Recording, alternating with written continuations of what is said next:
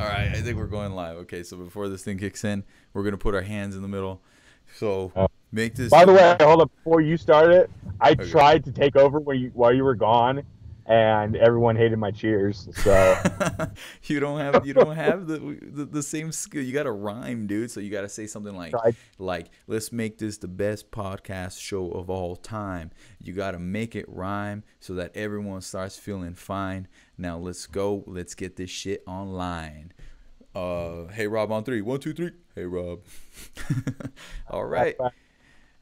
Hey, what's up, everybody? This is Robert. Welcome to this edition of Hey Rob. I got um, Escape the Fates tour manager here for Tour Story Tuesday. This is live, but it's late, so we just felt like sharing some stuff and telling some stories from out on the road and just kind of have an open mic and just shoot the shit about this stuff, because a lot of people always asking me, tell me a crazy thing that happened on tour and stuff like that. So that's what we're here to do. So without any further ado, let's get Josh in here. It's dark. He's driving, but we got him. There he is. But Josh, they can see you people love now. the interwebs, and they can't see me now because I just passed red light. So now it's I, dark again. actually, we could kind of see you in the distance, dude. It's all good. But yeah, man, like it's crazy because like you were just telling me about how you want to do a certain thing artistically, but you're talking about 90s music. And so I think a thing that a lot of fans don't know, I kind of started to share on my story this week, but I love 90s music, dude. I love 90s music. And I think some of my favorite tour memories are just sitting up front with you, just fucking jamming Wallflowers, jamming fucking all those bands. Like, what was I thinking of? Not Wallflowers. That's a given. But, Well, we used to do Third Eye Blind. We used to oh my do God. like old Green Day. We would do Oasis. I mean, we had that one acoustic on the This War's Ours tour, the tour I snuck onto basically, and began this whole mess of my life the last 9 years almost. Actually, 9 years, yeah. Uh, Wow. that we had that one acoustic and we would jam at night. I mean, we would even do the Fresh Prince of Bel-Air theme song acoustically. And See, Garth the Man Brooks and Garth the Man Brooks, dude. You know what's crazy? Like, it's funny you say that with the theme songs. I think they're all like kind of tied together. They're all interweaved because I know that for me, like one of my favorite tours, probably my favorite tour outside of the first Australian one. That one was pretty gnarly. But I loved the first, like the This War Is Ours tour, and that's when you jumped on, right? yeah, that was my first full go with you guys. That was our headliner, our first legit headliner, and we had that was our first time in a bus, dude.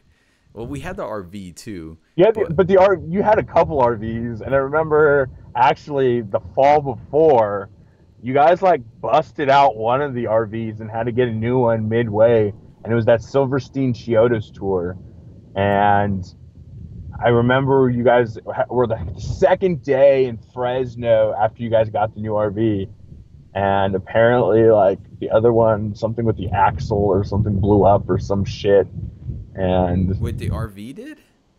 yeah, you guys ended up having to get a brand new RV to finish I off don't that. know. I don't know about that, but I'm I pretty sure.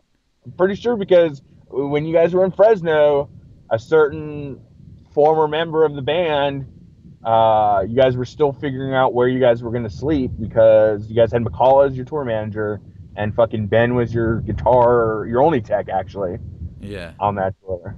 Yeah, dude, MJ was so gnarly, dude. I loved having her as part of the freaking whole entourage, but that's why she ended up going and doing much, much, much bigger things.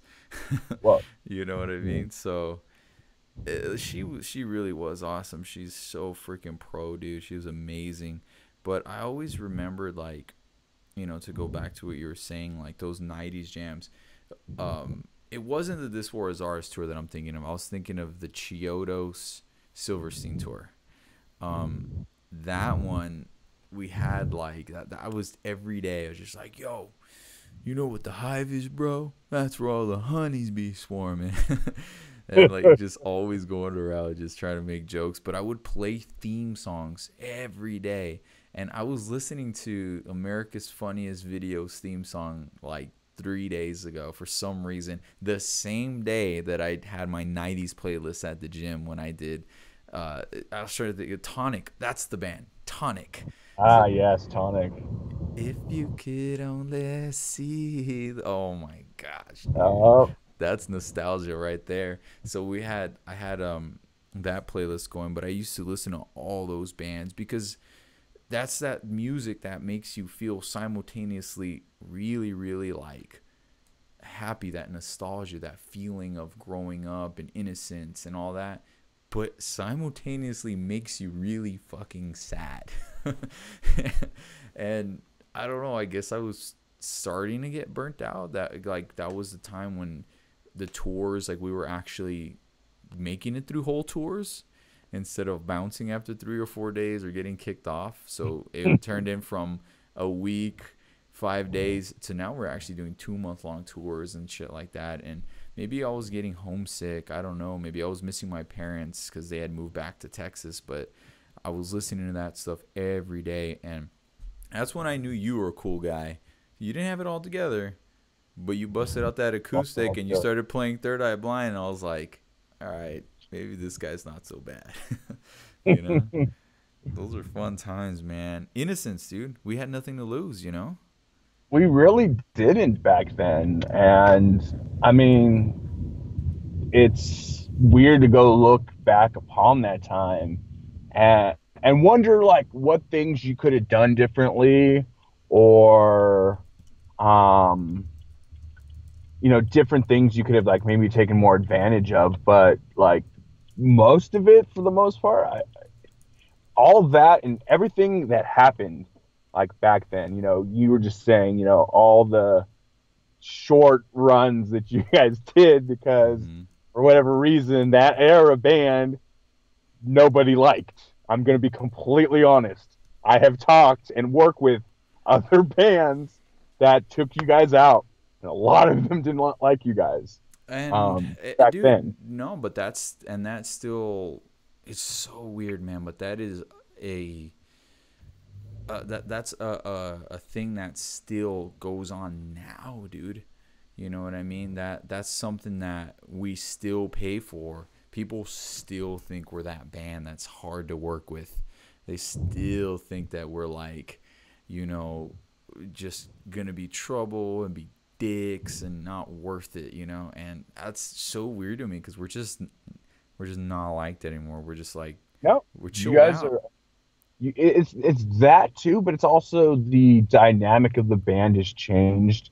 Obviously, you are the only OG dude from those days left, Yeah. which says something to your longevity and being able to hold everything down. This is your thing, and but it's one of those things that it sucks that um other bands and other people still shine that light on this band, because that's really not the case anymore. I mean, yeah, I'll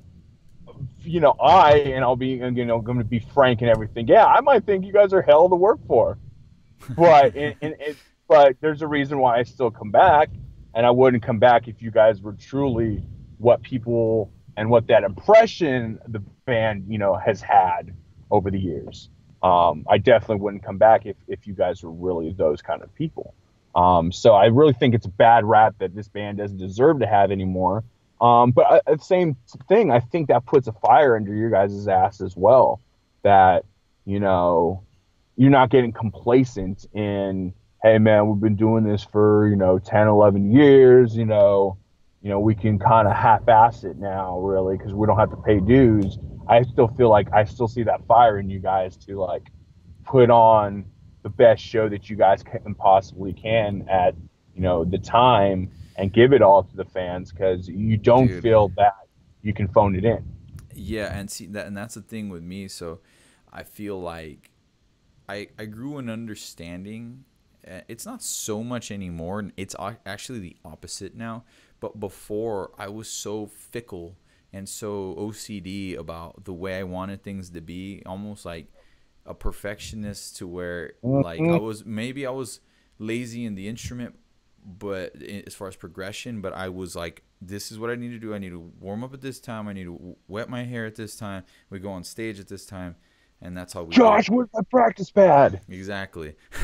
So it's like now we start the Garth Brooks. Now we start the national anthem, and it's like it became this whole thing, and it took me a long time to break away from that, to like actually allow myself to just go, dude, you've been doing this for a long fucking time. You know how to do it. You don't need all this crazy shit.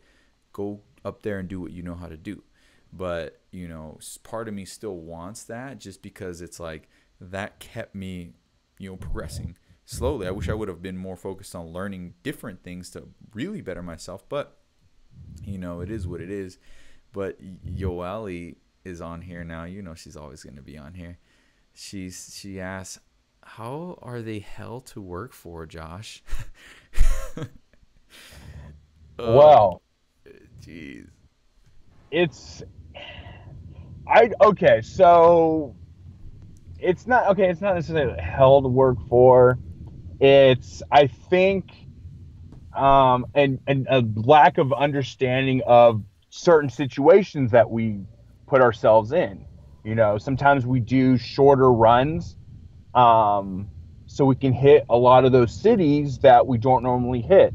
And if people know anything about the industry, you do smaller markets, smaller dollars come in. And that's not saying that you guys aren't important at all. You guys are 100% important. You guys are the um, a lot of the backbone of us being able to do the big markets and the big shows and stuff like that. But when we do those smaller, tours, we end up having to cut costs, one way or the other. And a lot of times that'll fall on whoever's the main person in charge, figuring out how to pick up the slack when you have, not a full crew. Yeah.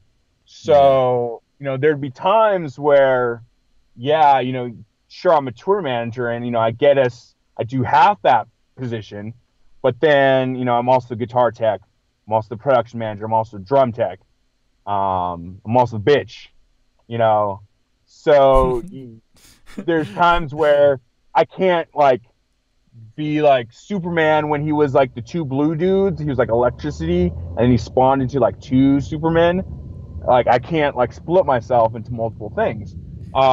So sometimes there's a little bit of a, hey, you guys got to realize that for us to maximize every dollar that comes in, we've had to cut costs here and there, and I've had to pick It's up a the slack on business. there, which I don't mind. It's 100%, it's a business. You guys just have to realize that I'm only going to be able to give you guys 70 to 80% in each different job I'm undertaking. It took a while for them to realize that. Yeah, And but like, see, something they got to know too, though. Sometimes it's a little self-imposed, but that's because you're like, you got to understand, Josh is, he doesn't specialize in anything. Okay, I don't, I really don't. he's not the best tech ever. He's not the best tour manager ever. He isn't the best driver ever, but he's good at everything. So he's like, it ends up just like, fuck it, I'll do it. And I just look at him like, Josh, I don't want to do it, man. Oh fuck, I'll do it. Because it's like you don't care. It's like the job's got to get done, so fuck it. Yeah. And that's where I say I wish I was a little more OCD like I was before, because now I get lazy. I'm just like, we'll be all right, instead of like, get your ass up and fucking do it. You know what I mean? If someone's got to do it, it's got to be me. And I carry that mentality to other parts of my life as well now, which sucks. So if she's asking, how are we held to work for, and on a video I posted yesterday, this fan was like, your wife is so lucky. I'm like, if you only knew, man, what my wife goes through. And she watched the relationship show, and she's like, "Oh, you're lucky I didn't call in. I would have tore you up." I'm like, I know, you should have, you know. But it's just because I feel like we sometimes take it for granted. But when tours get long, and yeah, sometimes you cut costs and you try to make it to where you come home with the most amount of money, and it gets grueling. So that's why sometimes it's like, okay, a bigger tour where we could, if we live this way for this long, we can come home with a lot of money. But at that point, it's like, do I really want to go that long and be that uncomfortable? And so you end up having to go for some of those luxuries, and it's like that's when it really takes a toll on the crew, because you're still saving money, but it's like it's a lot more work put into the people that are there. So it's like for you take on that role, and it gets to be hell sometimes. To answer her question, sometimes it's just 24 hours a day for fucking like 4 weeks straight. That breaks you down as a person, and then you don't want to stop, because it's like, this is just fucking, we have to keep the show going, so these are things the fans don't really see. They don't understand it. They see the glamorous side, even on the not so glamorous aspect, even though it's like you could tell them, you're in a van, or you're playing a small show, or you're dirty, you haven't showered. They're like, dude, who cares? You get to meet people and play music. I'm like, yeah, you're right, and I do love that, but come on, man. Like, it wears you out, dude. It breaks you down. It really does, right? I look at it this way, and I try to relate this to people. You go to your job and you clock in at 10 o'clock in the morning, and you clock out from your 8-hour shift 4 o'clock at night. What do you do after work? Maybe you go get a beer, maybe you go get some dinner, you go home, you watch a little television, play on your computer, play your video games, whatever. We do a lot of the same stuff. Yeah, we drink our beer. Yeah, we go get dinner, and yeah, we go eat. Yeah, we sometimes play video games. We used to, not so much anymore. I don't anymore. I mean, we used to do. We used to have Halo and Madden tournaments in the back lounge all the time on that old freaking Oh 360 my gosh, way back in the yeah, day. dude. I still have that copy of Madden I had to buy, since you ruined your copy, and somehow I got fitted with the bill to buy a new copy. I still have that Madden sitting in a drawer somewhere. Oh But man. like, our job though, we don't have a clock on, clock off. Even at night when everyone else Mm-hmm. goes to bed, you know, late at night when all the world is sleeping, Late at I'm night not when dreaming. all the world is sleeping, Josh stays up and drives for us. Exactly. So yes, I am very happy about the extras that we get, to the little perks that we get. We absolutely 100% deserve that. And this is not trying to be cocky. This is not trying to be ungrateful or not. This ain't the case at all. Um, it is a 24-hour job when you're on the road, and you clock on when that bus, that van, that RV, whatever, leaves for the first show, and you clock off when you're at the storage unit loading all the gear in back with only one other member there with you helping, which is never Robert, uh, at the Always end of the find a way tour. out. You always do.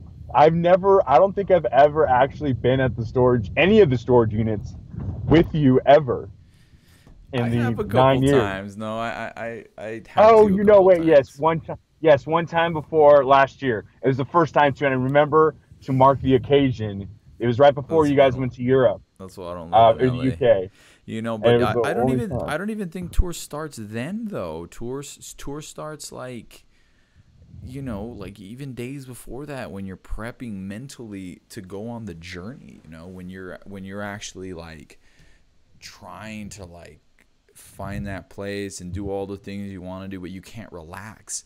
That like tour doesn't have a place. It just it you don't really know when it starts or when it stops. You could say it stops when you get home, but your mind's still in that motion. You're still thinking. You feel like an alien when you get home. And like, I mean, I'm scared in this next run because it's being my first run, like a real one, without being able to see my daughters, and that's rough. I'm honestly scared of it. If whenever that time comes, so we'll see how that goes. And that's why it's like we're talking about announcements and things like that. Like it's a big deal because I don't know what I want to do. Some fans are wondering if I'm going to leave the band, and I'm going to tell them I don't know. They'll just have to stick around because the next run that we would do would be like the first one away from them, and that'd be crazy to me. So whenever that time does come, we'll see how it goes. And then after that, I get home and I'm like, oh, so you're walking now? You're talking? It's like, okay.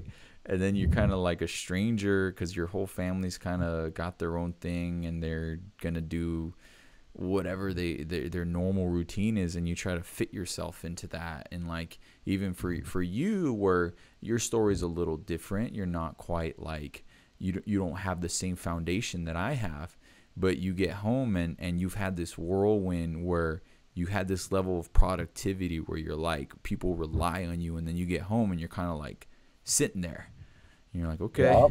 twiddling my thumbs. It's like, all right, I guess I'll go fucking jerk off now. It's like, what do? You know what I mean? So that's where the touring life is kind of crazy to me. And yeah, we've had some wild nights, man. And I think now I've chilled out far more than I used to, because for a while I was the young guy, right? When we first started, I was a young guy. I couldn't go into the bars, and I didn't really care much to drink a lot. And then it became like, oh shit, I'm old enough now, and I go to Australia, I'm old enough there. Come back, and now I am old enough here too. It's like, oh shit, I'm gonna party. And then Craig, we were like the same age, so we were like both just going nuts and raging. And that's how we bonded, dude. It was gnarly. We had some good times. And then I got burnt out. And then I had a mental breakdown. And then I went through all that crazy depression, anxiety shit. And then I resented drinking. And then I didn't want to drink anymore. And then finally I reached that point to where it's like, now we can have fun. Now I don't have to worry about people keeping me up. They worry about me keeping them up sometimes. So those 90s Hey, jams. Josh, I know you're not the tour manager, nothing, but can you go tell everyone up there to keep it down and like not party anymore? Because I'm trying to sleep in my bunk, and you're the low man on the totem pole, but just go do it, make it happen. Yeah. Fucking that whole first tour. Josh, tell me to keep it down. Yeah. I wonder why I freaked out at the very end of the tour in a now infamous story that one of these days will finally properly get told. Yeah. I think we will one day, man. And we need props though. We need a really, You've done really. that. We need a better I've version. legitimately reenacted this 4 times, dude, on film, and none of the film has ever been released. I know, because it just. I jumped into a grave to help tell the story, and that film has disappeared. Where is that, dude? It's with whatever else that dude stole from everybody else. Oh my gosh, dude, that's ridiculous. But I know how we got to tell that story now, though. Like I have it all mapped out. I have a storyboard. We just got to really do it, Yoeli's asking, how long am I gonna go without seeing your daughters this time? I don't know. I don't know if there's gonna be a this time. That's the point I'm trying to make, is the fact that if there is a next time, it's gonna be a long time, and because tours go long, but this time might not be this time because I don't know if I want to do it, and I'm liking this a lot. Anyways, so I mean, I had a lot of fun times more recently, because I think we've just enjoyed it. It gets rougher, it really does, but I feel like we're all just chilled out now. I think we have the respect now to where everyone knows, hey man, he's not having a good day today. Maybe something back home. Maybe he's just not feeling it. Maybe he's just physically tired. Maybe he didn't sleep. Maybe he's hungover. Just give each other that space, but be there as a shoulder to lean on when it's needed. You know what I mean? So yeah, are you there? Did we lose you? Yeah, sorry. Okay, This there car you in front of me fucking doesn't have their lights on. It's being fucking retarded. Mexican, that makes sense. go. I hate that. Whoops, I said that. Whoops, forgot to edit that out Yeah, live. Oops. I'm just saying, man, that now it's a little bit more fun. Now the stories are like, damn, dude, party too hard, bro. And they're Well, it's. I think we've reached a point, especially on this recent run. So, like, we did, for those that got to come see this band this year. We haven't done many shows this year. We've done 7, 8, 9. The band has done 11 shows this year, and that's it so far. Busy in the studio working on the next great record. To put out to you. yeah, So we decided to go like old school, and those who came out on that tour, got to see us, back in a Sprinter, and we're all driving, and it was just the 6 of us, and it was very much needed, I felt, actually, to kind of bring us back and closer. Sometimes when you're on a bus, you won't see you guys won't. I definitely have seen this as a guy who, it's my point to see each of you guys every day. Most of the times during the day, some of you guys wouldn't see each other until the moment before you guys jump on stage, and then till the moment you guys jump back on stage, the next day. So sometimes when you're bus, there's ways to be secluded. So going yeah. back, Because people, like, I had the tendency so much to lock myself in the back lounge. I sit back there, I'll play video games, I'll just be on my phone or whatever, and when that happens, you start to alienate yourself, and others will just literally just lay in their bunk, and it's easy to alienate yourself from the group. And I think what happens is you resent each other because you want your real space and you can't have it. So you kind of start to get an animosity for the other guys, and you're just like, fuck everybody, leave me alone. But it's like you need small doses, or you do need that time away. That's why now, and I'll say this like over and over forever now, is that's why I work out.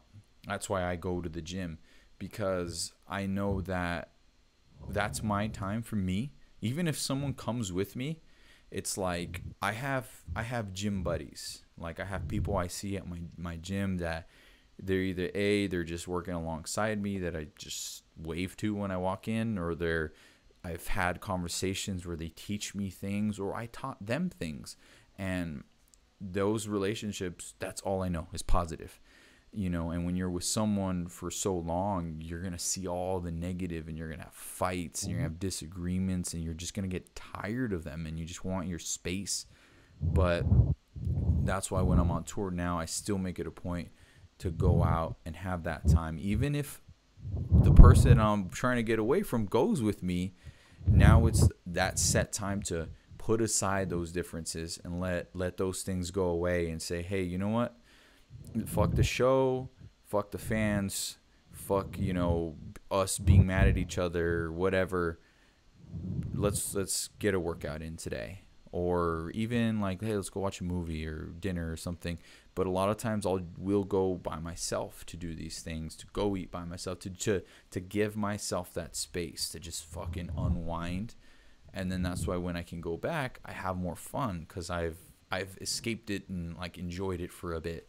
And and it goes the same for everyone. So it's really hard to be conscientious of everyone else's feelings, but we're getting a lot better at it. And I think it has to do also with everyone having the same goal.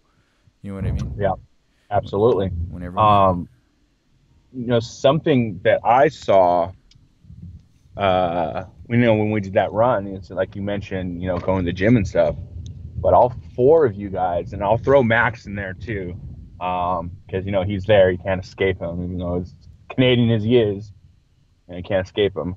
But all of you guys would go to the gym together while I set up the rest of the show, and like I had never seen that. Normally, like I said, we've done bus tours, you and somebody else, or you by yourself, would go to the gym, or you and a merch person would go to the gym, and 2 of the other guys would go off and do something. Never did I see all four of you guys, go do something together like that. And I really think that really Yeah. helped for the rest of you guys. I mean, because shoot, you guys were pretty much supposed to be done with the record before we went on that run. There was supposed to be only a couple things left. And it turned out that you guys, from what I've been understanding and seeing, you guys were able to write a bunch more shit. Probably even better shit for the Yeah. record. And it really brought you guys closer than, this band had been in a long time. And it was definitely much needed, for this band. So it was nice to see, even though, maybe I want to go to the gym too, or, maybe I want to go, see a movie or whatever, instead of staying at the venue and setting up merch and all the other stuff, Yeah, yeah, and that's why, again, her question, how is working for us hell? And that's why, because you just get fucking tired, man. It's like, I understand that it's awesome to see all these sights, and it gets mundane doing the same shit every fucking day. Like, I talked to Jordan about it. He's in an office, and it's the same thing for hours and hours every fucking day. It's like Groundhog Day, and it's not something that he necessarily loves. Like, he knows that he has a knack for what he does for a living, and he doesn't hate it because there's like, he gets a certain type of rush of being able to like accomplish something, like, fuck yeah, I hit this number, I did this or whatever. Like, he has that feeling, so that's pretty cool for him. But that it seems glamorous to be able to travel, but it's still fucking work, dude. It's still fucking work, because there's just trying to stay sane when you don't have your environment. That's why people live in their own houses and shelters and separate, yet they're in a community. But it's like this. You want to go to the party. Sometimes you don't mind throwing the party, but at the end of the night, you want to go home and you want to go by yourself. It's like, or with your whoever, right? But you don't want to stay in the party forever. At some point, you want to leave the party, or you want everyone to leave your house when you're tired, and on tour, the party keeps going. And it's like, all right, dude, you know what I mean? It doesn't stop. So that's the part of it that gets very, very trying and difficult. But it is something that, I've grown to appreciate a little bit more. And even like this past time, like when I went out to LA, we did a photo shoot to announce, to coincide with the announcement of whatever it is we might be announcing. It just, if you're going to go out, you want to go out in style. So we had to make sure we had some nice photos. But anyways, I was there and I hung out with Kevin. Now, the natural instinct for me is go, do what I have to do, and then drive my ass back to Vegas. It's like, I don't even think about it. I just don't want anything to do with this. I want to leave. But it was kind of one of those things where it's like, it's fucking getting late. I've been up since 4 a.m. I know the last time I got home, I was like almost falling asleep at the wheel, and this is a bad idea. So I'm like, it'd be safer if I stay. I have daughters. I want to go home to them, but I want to get home, So I was like, all right, I might as well stay. And yeah, me and Kevin hung out, and it wasn't weird. It was just like cool. It felt good. It's like, yo, what's up? It's my boys. Like, we're going to fucking kick it tonight, So it felt cool. Like, we're more of friends now. And I don't know. I love that aspect of it, man. It makes it all easier, and it reflects in the music. It reflects in the stage performance when you have a goal. You can't achieve everything you want, but it's a lot easier to get close to it when the group's in the same, book. Everyone's on, yeah, let alone the same page. As long as everyone's in the same book with this band, it is a very good a feeling and a very good accomplishment in its own right, because most of y'all were reading out of 5 different books for the longest time. So oh yeah, for sure. So listen, man, I want to end it fairly soon because it is getting late, but just for shits and giggles, this was Tour Story Tuesday, but we haven't told really many stories as much as the grand scope of what touring life entails for a person, and emotionally and even physically, you know. So just to leave them with that, what's a give me a good tour story that you can remember just off the top of your head. Just search it for, I'll give you a second. Just think of something I mean, well, that here's the you want thing to is share that isn't going to incriminate anyone too much. well, then I really can't say anything then, because, you know, we're all like, all these stories, you know, you want to talk about debauchery, people, they're all true. No. You know, I'll tell them. It's not a tour story, actually. This one that I'm going to give them a little bit of like, almost a chronological thing. So it'll be a quick little story segment thing. I'm sorry, I should have stopped for that, people. Oh well. So 2008, and I know I get a lot of crap from everyone else, from, you know, especially Jose, about talking about all the other bands I toured with as well. Oh man. But, you know, I have a the debauchery story. Well, which one? There's so many of them. It's not happening. It'll be in my book that I actually have been writing for the last 9 years. The names will be changed, and it's in Spanglish. Well, then, Al, you'll definitely understand it then. Mm-hmm. In that case. I was on tour with Love Hate Hero, and if everyone knows the stories of this band, Love Hate Hero and Escape the Fate, you really can't tell the story of either without telling the story of the other. That's right. They're intertwined.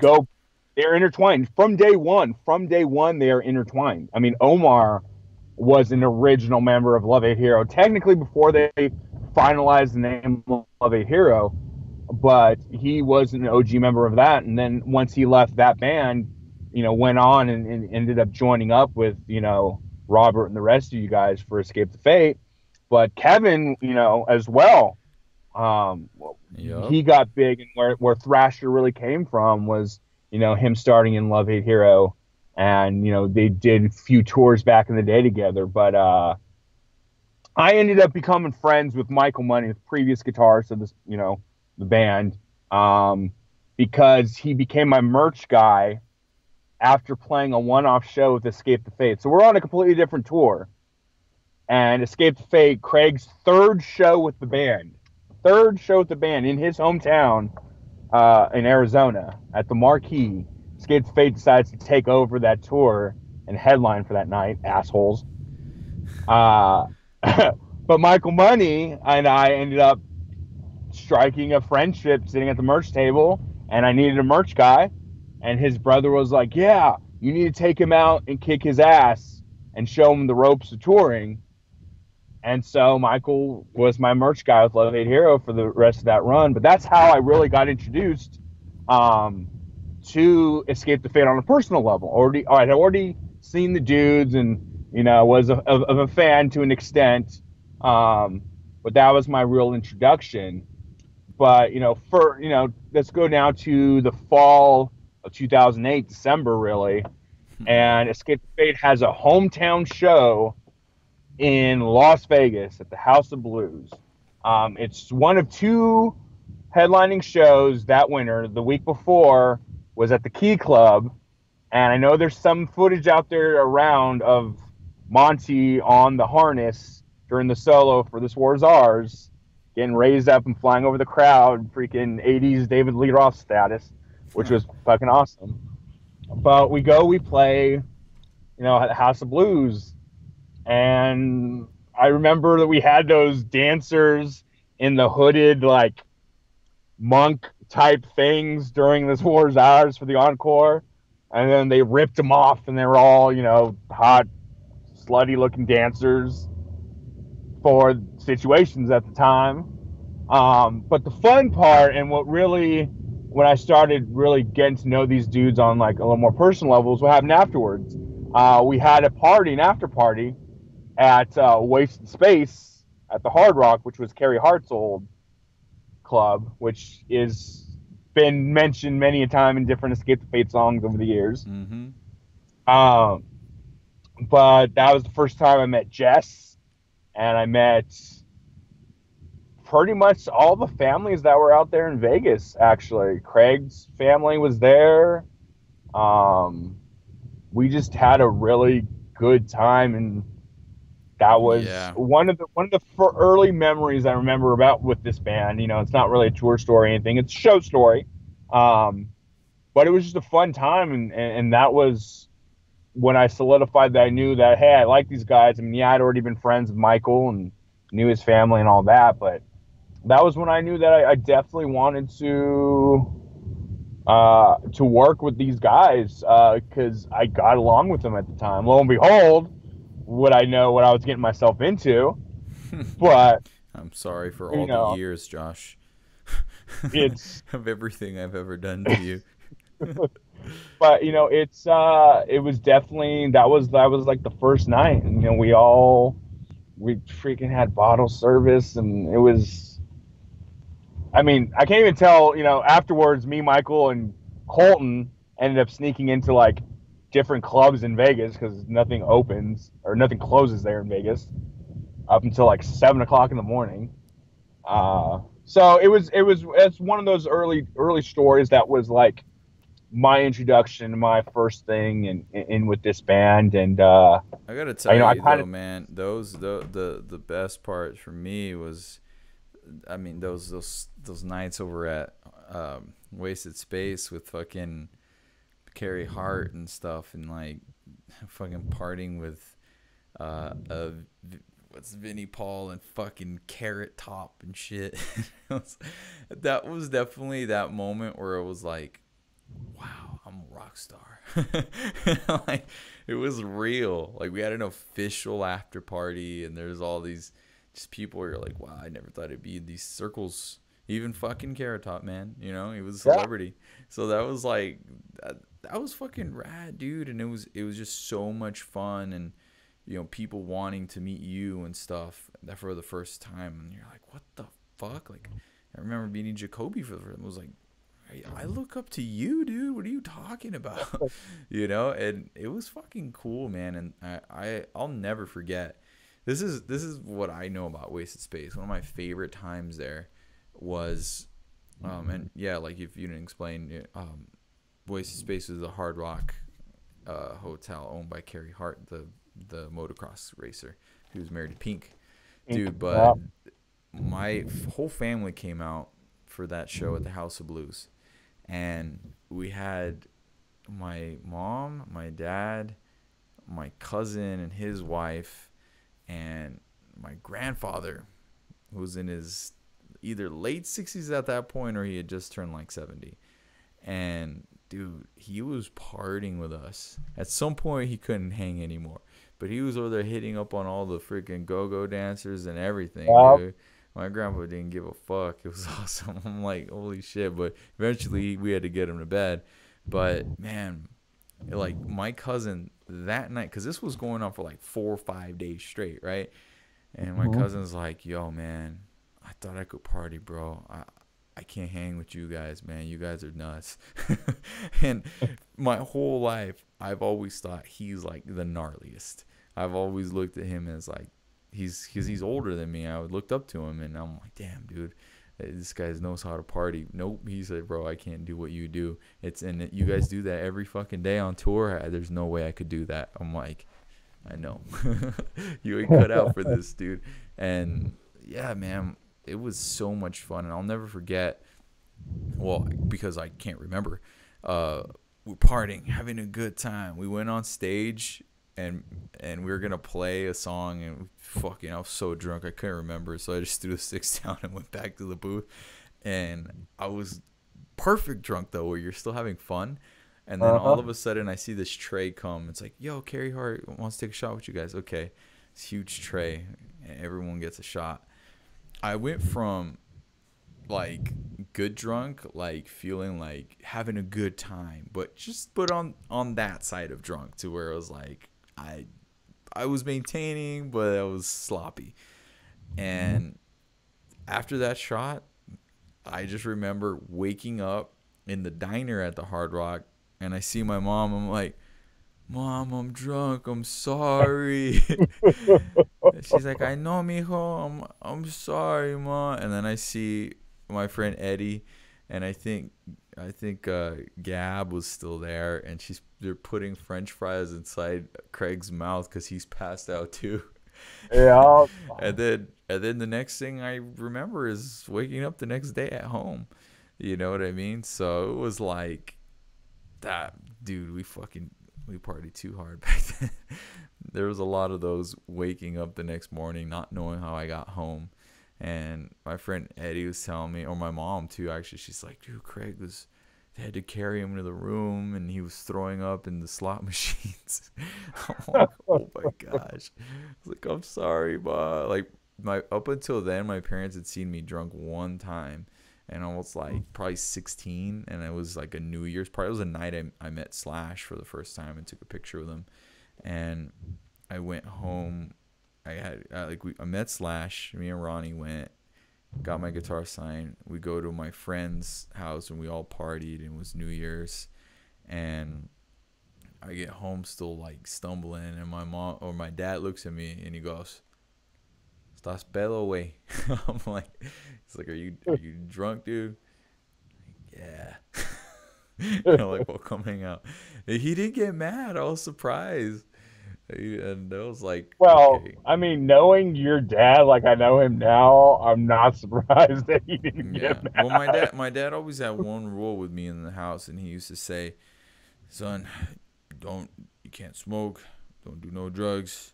When you're 18, you can have a beer. And I always found that peculiar, because that was his way of saying, you be responsible. When you're old enough to be responsible enough to drink, you can do it. But the legal age is 21. So it's like, so like, I don't get that. But that's what he used to always say. And we had some good times back then, man. I really enjoyed them. They were a lot of fun. And we'll tell some more as the times go by, but it's getting late, man. So, we'll end it here. We'll do one next week too, man. I think this should be a tradition, Tour Story Tuesday. So we'll repost it tomorrow and stuff and share it with everybody. If we get enough people who want this to happen, you got to sign up on the Patreon. You've got to. Yeah. Well, this is Patreon only. So we'll promote some of this, and we'll probably put a couple aspects of this free so people get a feel for it, But I just like how when we do this, like sometimes, the conversation kind of falls flat, whatever. But sometimes you can expand and just explore things. It's like a song. You hit a chord. Next thing you know, you fucking wrote "Remember Every Scar." It's crazy, man. Yeah, I mean, well, it's it's one of those things that you can. This is what we do. I mean, I'll leave this last bit with them. I took some time off from working in the industry, period. And then, I hadn't really seen you guys in a couple years for various different reasons. Actually, you guys just weren't like really touring around my area at the time, and I'm not one of those people that are going to drive out of my way to go see you guys, of all people. You're a jerk. Hey, I'm just saying, like, look, all right, I know you guys, okay? You guys aren't worth my driving away that far. I mean, it's not the days when I used to drive down to LA to sneak on a tour, and then you have to drive home at the end of the freaking tour after riding home in the U-Haul truck with you and Max, okay?